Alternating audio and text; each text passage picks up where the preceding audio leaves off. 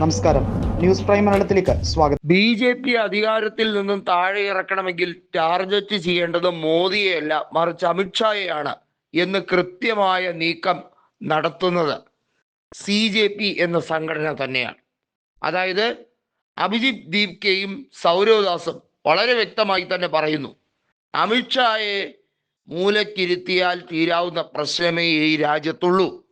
അധികാരത്തിൻ്റെ അപ്പകഷ്ണം രുചിച്ച് അതിൽ മത്ത് പിടിച്ച് മതോന്മത്തനായി നിൽക്കുന്ന അമിത്ഷായെ അധികാരത്തിൻ്റെ താഴെ ഇറക്കുക.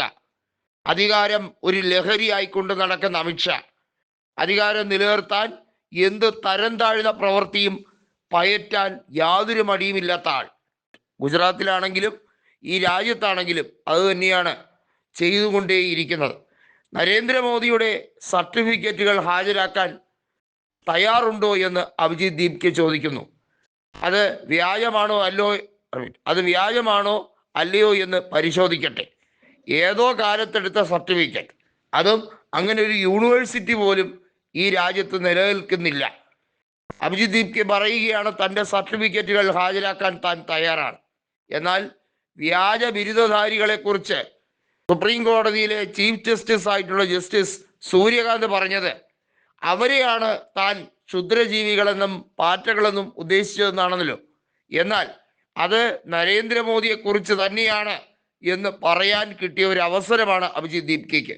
തൻ്റെ ബിരുദമൊന്നും വ്യാജമല്ല, എന്നാൽ വ്യാജ ബിരുദം എടുത്തുകൊണ്ട് ചക്രവർത്തിയായി വാണരുളുന്ന ഒരു മഹത് വ്യക്തി ഇന്ത്യയുടെ കസേരയിൽ ഇരിക്കുന്നുണ്ട്. അതായത് ഇന്ത്യയുടെ CEO എന്ന രീതിയിൽ ഇരിക്കുന്നുണ്ട്.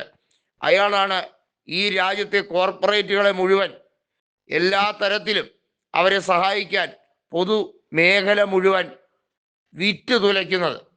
അതിനെതിരെ ഏതെങ്കിലും സമരം ചെയ്താൽ അവരെ തിണ്ണമിടുക്ക് കാണിച്ച്, അവരെ തല്ലിച്ചതച്ച്, അവരെ കൊലയ്ക്ക് കൊടുക്കാൻ പോലും മടിയില്ലാത്ത മറ്റൊരു വ്യക്തി കൂടിയുണ്ട്. അയാളെയാണ് നമ്മൾ സൂക്ഷിക്കേണ്ടത്.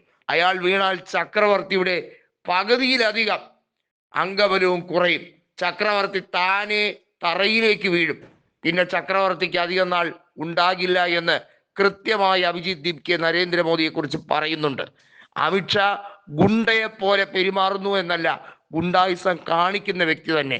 ഗുജറാത്തിലായിരുന്നാലും ശരി, ഇന്ത്യ മഹാരാജ്യത്തായിരുന്നാലും ശരി, അമിത്ഷായുടെ ഈ ഗുണ്ടായുസത്തിന് അറുതി വരുത്താൻ വേണ്ടിയുള്ള നീക്കമാണ് അഭിജിത് ദീപ്കെ ഇപ്പോൾ നടത്തി വരുന്നത്.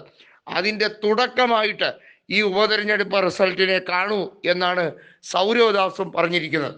സൗരവ് ദാസും പ്രശാന്ത് കിഷോറും അഭിജിത് ദീപ്കയും കൂടി ഒരു ലീഗ് ഉണ്ടാക്കിയാൽ, അതായത് ഒരു ഇക്വേഷൻ പോലെ ഒരുമിച്ച് നിന്നാൽ തീരാവുന്നതേ ഉള്ളൂ നരേന്ദ്രമോദി കെട്ടിപ്പൊക്കിയ ഈ വ്യാജ ബിരുദങ്ങളും ഈ വ്യാജ തട്ടിക്കൂട്ട് ഭരണവും.